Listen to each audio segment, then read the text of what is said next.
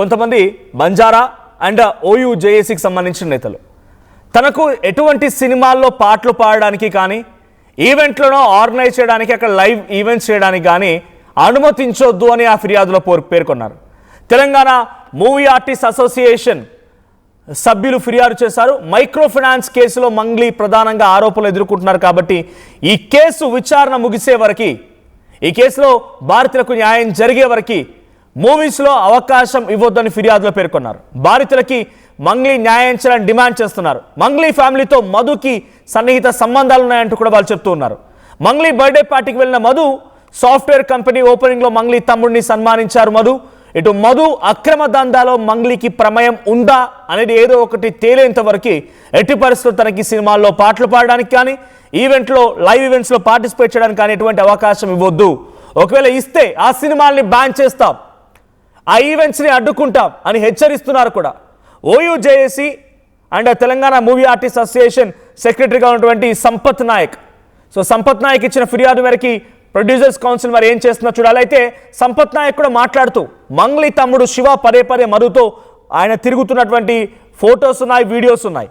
Cement factory దగ్గరికి వెళ్ళారు, company open దగ్గరికి వెళ్ళారు, ఆయన ఆఫీస్ ఓపెన్ చేస్తే ఆఫీస్ ఓపెన్ దగ్గరికి వెళ్ళారు. ప్రతి చోట శివ కనిపిస్తున్నాడు. కాబట్టి మంగ్లీ ప్రమేయం ఉందా లేదా? ఇక్కడ మోసపోయింది కూడా బంజారా బిడ్డలే. దేవరకొండ, నల్గొండ, కర్నూలు వరకు, గద్వాల్, ఇటు పటాన్చెరు, కర్ణాటక వరకు మోసం పోయిన దాంట్లో కూడా 90% బంజారా బిడ్డలే. సో బంజారా బిడ్డలే మోసం చేశారు, బంజారా బిడ్డలే మోసపోయారు. కాబట్టి ఏదో ఒకటి తేలే వరకు, ఇర్రెస్పెక్టివ్ ఆఫ్ కమ్యూనిటీ, ఆ విషయం ఏదో ఒకటి తేటతలమయ్యే వరకు, మా బాధితులకి న్యాయం జరిగే వరకు కాయా కష్టం చేసి రూపాయి కూడబెట్టుకొని 1500 అట్లా కూడబెట్టుకొని లక్షల కొద్ది డబ్బులని మధుకు అప్పగిస్తే మధు ఆఖరికి వస్తే పంగనామం పెట్టి పరారైపోయాడు. ఇప్పుడు పోలీస్ అదుపులో ఉన్నాడు. కానీ ఈ బాధితులకు న్యాయం జరిగేంత వరకు, వారి డబ్బులు వారికి వచ్చేంత వరకు ఎట్టి పరిస్థితుల్లో మంగ్లీ కూడా దీంట్లో ప్రధానంగా ఆరోపణలు ఎదుర్కొంటున్నారు. కాబట్టి మంగ్లీకి సినిమాల్లో పాడడానికి, సినిమాలు నటించడానికి కానీ ఈవెంట్లో ఆర్గనైజ్ చేయడానికి కానీ ఆవిడకి అవకాశం ఇవ్వద్దు, బ్యాన్ చేయండి అని చెప్పి movie artist association general secretary తెలంగాణకు సంబంధించి సంపత్ నాయక్ ఈ నిర్ణయం తీసుకుంటూ ఫిర్యాదు చేశారు. సో ఆ ఫిర్యాదు చేసినటువంటి ఆ విజువల్ కూడా చూపిస్తాను మీకు నేను. At the same time Sampath Nayak మాట్లాడుకొచ్చారు ఆర్టీవీతో. సో డైరెక్ట్గా ఎందుకు బ్యాన్ చేయాలి మంగ్లీని, మంగ్లీ పాటల్ని ఎందుకు బ్యాన్ చేయాలని చెప్పి ఆయన చెప్తున్నారు. బట్ ఇక్కడ మూవీ ఆర్టిస్ట్ అసోసియేషన్ కంప్లైంట్ చేసి ప్రొడ్యూసర్ కౌన్సిల్లో కంప్లైంట్ చేసినప్పటికీ తను సోషల్ మీడియాని ఒక అస్త్రంగా వాడుకుంటుంది. డెఫినెట్గా తన సోషల్ మీడియా ద్వారానే వచ్చింది. తనే చెప్పారు స్వయంగా, నేను సోషల్ మీడియా నుంచి వచ్చిన వ్యక్తిని, సోషల్ మీడియా ద్వారా వచ్చా, నేను సోషల్ మీడియా ద్వారా నాకు ఫేమ్ వచ్చింది, సోషల్ మీడియా నన్ను ఈ స్థాయికి తీసుకువెళ్ళింది. ఇప్పుడు ఇదే సోషల్ మీడియా తనను పూర్తిగా ఈ రకంగా తప్పుడు ఆరోపణలతో దిగజారుస్తోంది, తను డీఫేమ్ చేస్తుందని చెప్పి కన్నీటి పర్యంతమయ్యారు మంగ్లీ. మరి ఇప్పుడు తెలంగాణ మూవీ ఆర్టిస్ట్ అసోసియేషన్ తరఫున సంపత్ నాయక్ వెళ్ళి తనని మూవీలోకి తీసుకోవద్దు, పాటలు పాడడానికి కానీ ఈవెంట్స్ ఆర్గనైజ్ చేయడానికి అవకాశం ఇవ్వద్దు అంటే అక్కడితో ఆగిపోతారా?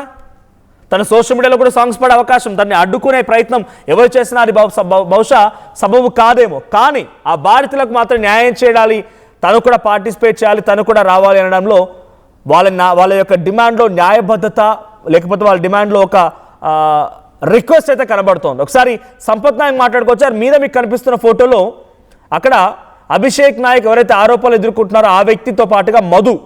సో A1 మధు కూడా మంగ్లీ బర్త్డే పార్టీలో ఉన్నారు. మంగ్లీ బర్త్డే పార్టీకి సంబంధించి ఆ ఫోటో, అది బర్త్డే పార్టీలో పార్టిసిపేట్ చేసిన ఫోటో. సో ఒకసారి సంపత్ నాయక్ మాట్లాడుతూ వచ్చారు ఆర్టీవీతో. సంపత్ నాయక్ ఏం మాట్లాడారో చూద్దాం. అయితే తినకి తాత్కాలికంగా తిన పైన ఆరోపణలు వచ్చినాయి కాబట్టి అవన్నీ అబద్ధాలు, నేను నిజాన్ని, ఈమె కూడా ఎవరైతే బంజారా విక్టింగ్ కార్డు వాడుతుంది కదా, తాత్కాలికంగా తినని బహిష్కరించాలి అంటే పక్కన పెట్టండి. ఇవన్నీ అబద్ధాలు, ఇవన్నీ నిజాలు కాదు, ఇవన్నీ అబద్ధాలు అని నిరూపించుకున్న తర్వాత ప్రొడ్యూసర్ మీరు సినిమాలు ఛాయిస్ ఇవ్వండి, ఏ ఈవెంట్ ఆర్గనైజేషన్ ఛాయిస్ ఇవ్వండి. మీ సినిమాలన్నీ చూస్తున్నవి కూడా పేద బిడ్డలే, ఒకటి గుర్తుపెట్టుకోండి. లేకపోతే దీని పరిమాణాలు వేరేగా ఉంటాయి. ఎవరెవరైతే ఈవెంట్స్ ఇస్తున్నారో ఆ ఈవెంట్ వాళ్ళకు కూడా హెచ్చరిస్తున్నాం. ఇప్పుడు చాలా క్లియర్గా తెలంగాణ మూమెంట్ ఎట్లా నడిచిందో మీ అందరికి తెలిసిన విషయమే, దీంట్లో నో డౌట్ ఎట్ ఆల్. ఇవాళ మెజారిటీగా ఈ పేద బిడ్డలు, అణచబడ్డ వాళ్ళు, అణగారింపబడ్డ వాళ్ళు, లేకపోతే బంజారా బిడ్డలు ఎక్కువ మంది ఉన్నారు. నువ్వు 30 రోజుల్లో నీ ప్రోగ్రాం పోతే నువ్వు ఇంత బాధపడితే వాళ్ళు సంవత్సరాల కొద్దీ కష్టపడి చేసినాయి కదా. 1000 రూపాయలు 500 కూలీనాలు చేసుకొని అధిక పట్టే ఆశ చూపించే కదా. బయట పెట్టండి, ఇవన్నీ నిజాలు బయట పెట్టండి. నిజాలు వచ్చేంత వరకు తినని తాత్కాలిక రైట్, ఆయనే సంపత్ నాయక్. ఆయన చెప్తున్న మాట ఒకటే, బంజారా విక్టింగ్ కార్డు వాడుతోంది మంగ్లీ అంటున్నారు. బీయింగ్ అదే కమ్యూనిటీకి సంబంధించిన వ్యక్తి బంజారా విక్టింగ్ కార్డు వాడుతోంది. ఒక 30 రోజుల పాటుగా నీకు ఈవెంట్ లేకపోతేనే ఇంతలో అల్లాడిపోయినట్టుగా ప్రవర్తిస్తున్న మీరు కాయ కష్టం చేసి ఏదో కూలినాలి పని చేసి 500-1000 రూపాయలు కూడబెట్టి వాటన్నిటిని తీసుకెళ్లి మధుకు అప్పగిస్తే మధు స్కామ్లో వాళ్ళంతా ఇరుక్కున్నారు. పాపం వాళ్ళంతా ఎంతలా అల్లాడిపోవాలి, వాళ్ళ గురించి ఆలోచించండి. వాళ్ళకు న్యాయం జరిగే వరకు, వాళ్ళకి తిరిగి డబ్బులు వచ్చేంత వరకు ఈ మంగ్లీకి ఏదైనా ఈవెంట్లో ఇచ్చినా, సినిమాలో అవకాశం ఇచ్చినా ఆ పరిణామాలు వేరేగా ఉంటాయని హెచ్చరిస్తున్నారు. ఆయన చాలా సీరియస్ వార్నింగ్ కూడా ఇస్తున్నారు. ఒకసారి లైవ్లో నేను సంపత్ నాయక్ కాంటాక్ట్లో వెళ్ళే ప్రయత్నం చేస్తాను. సంపత్ నాయక్ కాల్ చేస్తున్నా లైవ్లో నేను. సో సంపత్ నాయక్ చెప్తున్న మాట ప్రకారంగా న్యాయం జరిగేంత వరకు, ఆ బాధితులంతా న్యాయం జరిగేంత వరకు, వారికి తిరిగి డబ్బులు వచ్చేంత వరకు ఎట్టి పరిస్థితుల్లో వదిలే ప్రసక్తే లేదంటున్నారు. అప్పటిదాకా తనకు అవకాశాలు ఇవ్వకండి. అవకాశాలు తర్వాత మీరు ఇవ్వాలనుకుంటే ఫర్దర్గా వీరికి న్యాయం జరిగిన తర్వాత ఇవ్వండి. కానీ పేద మధ్యతరగతి ప్రజలు మొత్తం కూడా మోసపోయారు. కాబట్టి దీంట్లో ప్రధానంగా ఆరోపణలు ఎదుర్కొంటున్న మంగ్లీ విషయంలో మీరు ఎవరైనా కనుక అత్యుత్సాహం ప్రదర్శించి ఇప్పుడు కనుక అవకాశాలు ఇస్తే, ఆయన ఒక మాట మాట్లాడుకొచ్చారు, మధ్య తెలంగాణ ఉద్యమంతో పోల్చారు. మీరు కాల్ చేస్తున్న తను అటెండ్ చేయట్లేదు. సో సంపత్ నాయక్ అటెండ్ చేయట్లేదు. బట్ తను ఏం చెప్తున్నారు సంపత్ నాయక్ అంటే, తెలంగాణ ఉద్యమం మీరు చూసే ఉంటారు, హెచ్చరిస్తున్నా అని చెప్పి వార్నింగ్ ఇస్తున్నారు సంపత్ నాయక్.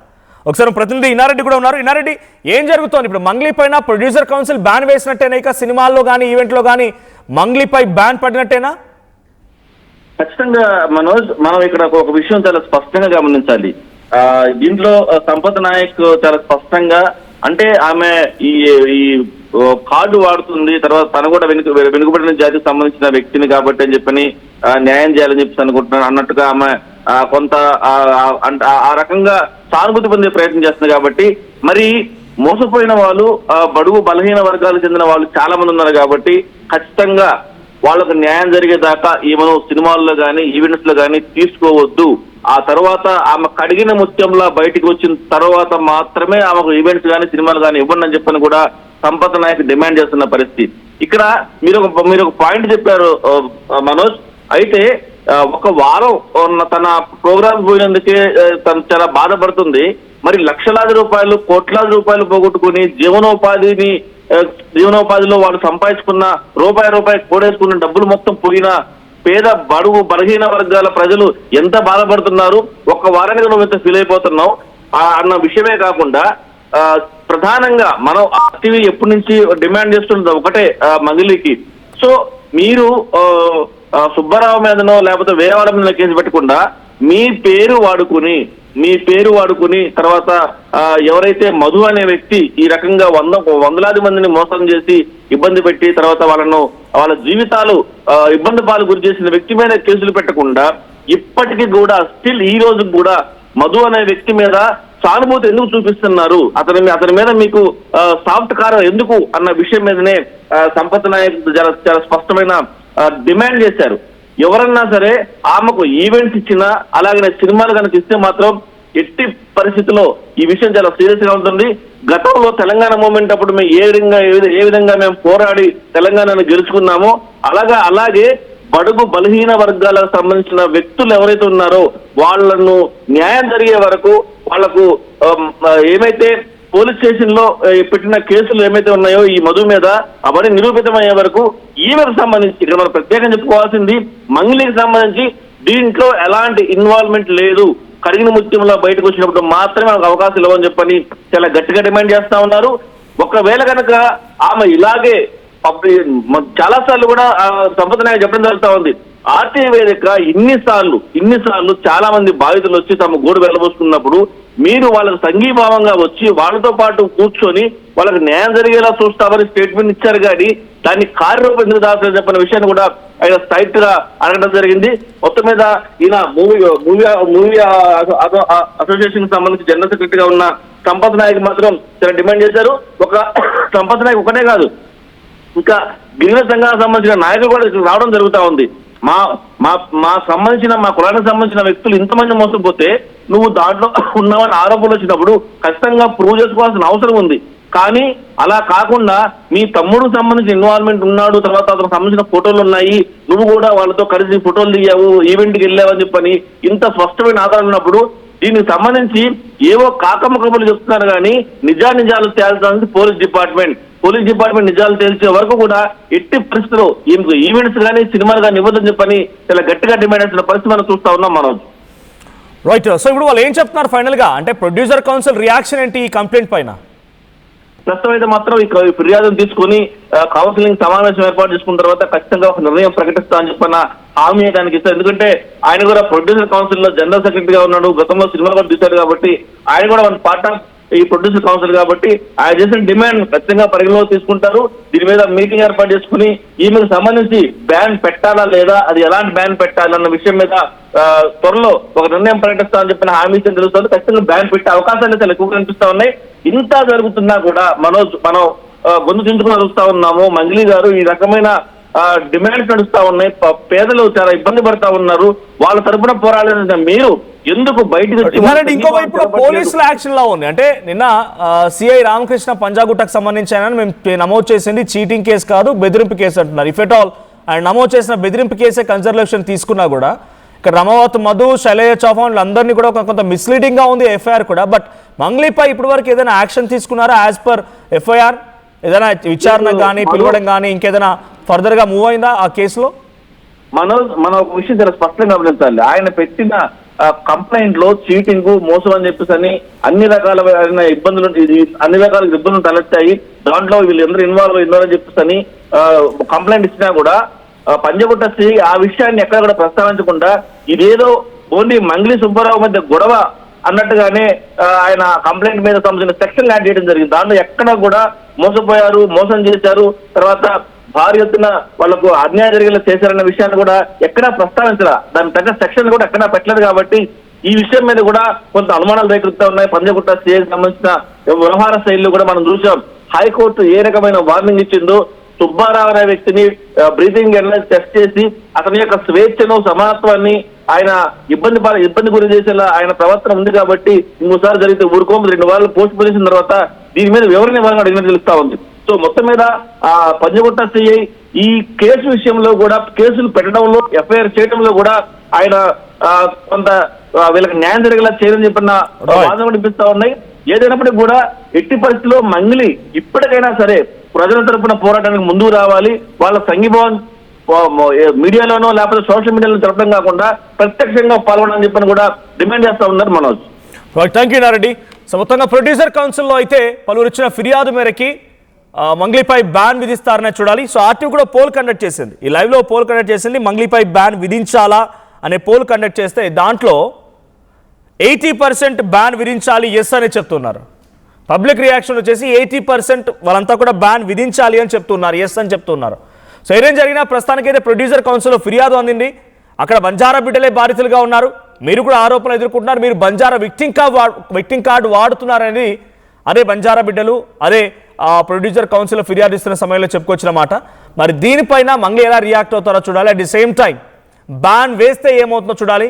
సో ఎటువంటి బ్యాన్ వేస్తారు, ఏ రకంగా ఉండబోతుందో చూడాల్సిన అవసరం అయితే ఉంది. సో వాళ్ళకి న్యాయం జరిగేంత వరకు కూడా తనకు సినిమాల్లో పాటలు పాడడానికి, ఈవెంట్ ఆర్గనైజేషన్స్లో ఎక్కడైనా ఈ లైవ్ ఈవెంట్స్లో తనను పాటలు పాడడానికి తనకు అవకాశం ఇవ్వకూడదని చెప్పి సంపత్ నాయక్ హెచ్చరిస్తున్నారు. ఒకసారి మళ్ళీ సంపత్ నాయక్ ఏం మాట్లాడో చూద్దాం. మీ అభిప్రాయం ఏంటి? మంగ్లీ పాత్ర దీంట్లో ఉందని మీరు భావిస్తున్నారా? మంగ్లీ పైన నిజంగానే ఇక్కడ ఇచ్చిన ఫిర్యాదు ఆధారితంగా కంప్లైంట్ నమోదు చేయాలి, అంటే బ్యాన్ వేయాలనుకుంటున్నారా? At the same time Mangli తమ్ముడు పదే మధుతో తిరగడం, మధుతో పాటుగా మధుతో సన్మానాలు తీసుకోవడం, మధు ఆఫీస్కి వెళ్ళడం, మధుతో పాటుగా సిమెంట్ ఫ్యాక్టరీ సందర్శించడం, ఏకంగా మధుని కూడా మంగ్లీ ఇంటికి రానివ్వడం, మంగ్లీ ఇంట్లో మధు అక్కడికి వెళ్ళి లంచ్ చేసినట్టు ఒక వీడియో వైరల్ అవ్వడం, ఇవన్నీ కూడా కొంత వైరల్ అవుతూ ఉన్నాయి. సో మీకేమనిపిస్తోంది కామెంట్ చేయండి. At the same time Mangli పాత్ర ఉందా లేదా, ఈ పూర్తి సినారియోలో మీకేమనిపిస్తోంది కామెంట్ చేయండి. ఎవరైతే తినకి తాత్కాలికంగా తిన పైన ఆరోపణలు వచ్చినాయి కాబట్టి అవన్నీ అబద్ధాలు, నేను నిజాన్ని, ఈమె కూడా ఎవరైతే బంజారా విక్టింగ్ కార్డు వాడుతుంది కదా, తాత్కాలికంగా తినని బహిష్కరించాలి, అంటే పక్కన పెట్టండి. ఇవన్నీ అబద్ధాలు, ఇవన్నీ నిజాలు కాదు, ఇవన్నీ అబద్ధాలు అని నిరూపించుకున్న తర్వాత ప్రొడ్యూసర్ మీరు సినిమాలు ఛాయిస్ ఇవ్వండి, ఏ ఈవెంట్ ఆర్గనైజేషన్ ఛాయిస్ ఇవ్వండి. మీ సినిమాలన్నీ చూస్తున్నవి కూడా పేద బిడ్డలే, ఒకటి గుర్తుపెట్టుకోండి. లేకపోతే దీని పరిమాణాలు వేరేగా ఉంటాయి. ఎవరెవరైతే ఈవెంట్స్ ఇస్తున్నారో ఆ ఈవెంట్ వాళ్ళకు కూడా హెచ్చరిస్తున్నాం ఇప్పుడు చాలా క్లియర్గా. తెలంగాణ మూమెంట్ ఎట్లా నడిచిందో మీ అందరికి తెలిసిన విషయమే, దీంట్లో నో డౌట్ ఎట్ ఆల్. ఇవాళ మెజారిటీగా ఈ పేద బిడ్డలు, అణచబడ్డ వాళ్ళు, అణగారింపబడ్డ వాళ్ళు, లేకపోతే బంజారా బిడ్డలు ఎక్కువ మంది ఉన్నారు. నువ్వు 30 రోజుల్లో నీ ప్రోగ్రాం పోతే నువ్వు ఇంత బాధపడితే వాళ్ళు సంవత్సరాల కొద్దీ కష్టపడి చేసినాయి కదా. 1000 రూపాయలు 500 కూలీనాలు చేసుకొని అధిక పట్టే ఆశ చూపించే కదా. బయట పెట్టండి, ఇవన్నీ నిజాలు బయట పెట్టండి. నిజాలు వచ్చేంత వరకు తినని తాత్కాలికంగా బహిష్కరించేయండి. ఎవరైతే తినకి తాత్కాలికంగా చట్టం ఎవరికి చుట్టం కాదు, తప్పు ఎవరు చేసినా శిక్షార్హులే. ఈ మైక్రో ఫైనాన్స్ అనే పదమే నాకు తెలియదు. అలాంటిది నేను ఇంత పెద్ద కుట్ర చేశాను అనే అభియోగాలు నాపై రావడం నన్ను చాలా దిగ్భ్రాంతికి గురి చేసింది. నన్ను ఆదరిస్తున్న తెలుగు కుటుంబ సభ్యులకు మళ్ళీ చెప్తున్నా, మీ మంగ్లీ ఎలాంటి తప్పు చేయలేదు. ఈ కేసుకు నాకు ఎలాంటి సంబంధము లేదు. అబద్ధాన్ని అబద్ధమని చెప్పి ఇంత గొంతు చింపుకొని చెప్తున్నా కూడా నాపై బురద చల్లడం ఆగడమే లేదు. అందుకే ప్రతి చేతిలో ఉన్న మొబైల్ కు, రిమోట్ కు నా మొర చెప్పుకుంటున్నాను. చట్టాన్ని గౌరవించే పౌరురాలిగా బాధితులకు న్యాయం జరిగేందుకు, దర్యాప్తు అధికారులకు సహకరించేందుకు నేను సిద్ధంగా ఉన్నానని మీకు విజ్ఞప్తి చేసుకుంటున్నాను. మంగ్లీ ఎలాంటి తప్పు చేయలేదు, చేయదు కూడా. ఈ మైక్రో ఫైనాన్స్ కేసు చీటింగ్ కంపెనీకి డబ్బులు వసూలు చేసిన వివాదంలో నాకు ఎలాంటి సంబంధం కూడా లేదు. బంగారు ఆభరణాల బిఏ ఛార్జీలపై 50% తగ్గింపు. త్వరపడండి, అక్షయ లక్ష్మిని ఆహ్వానించండి. The Chennai shopping mall, Telangana మరియు Andhra Pradesh. At KLA, we help you not only gain knowledge, but also experience it. KL deemed to be university. చిన్న చిన్న ఆనందాలు 35 ఏళ్లుగా నా జీవితంలో లేవు. 35 ఏళ్లుగా నేను డైపర్లలో బ్రతికాను. 6 సెంటీమీటర్ల ఫిస్టులా నా మూత్రాశయంలో లీకు కారణమైంది. ఎవరూ నాకు సహాయం చేయలేకపోయారు. AINUలో వైద్యులను కలిసే వరకు. అక్కడ వారు రోబోటిక్ శస్త్రచికిత్సతో నాకు పరిష్కారం ఇచ్చారు. వారు నా ఆత్మవిశ్వాసాన్ని కూడా తిరిగిచ్చారు. Precision care makes it possible. The Center for Robotic Surgery at AINU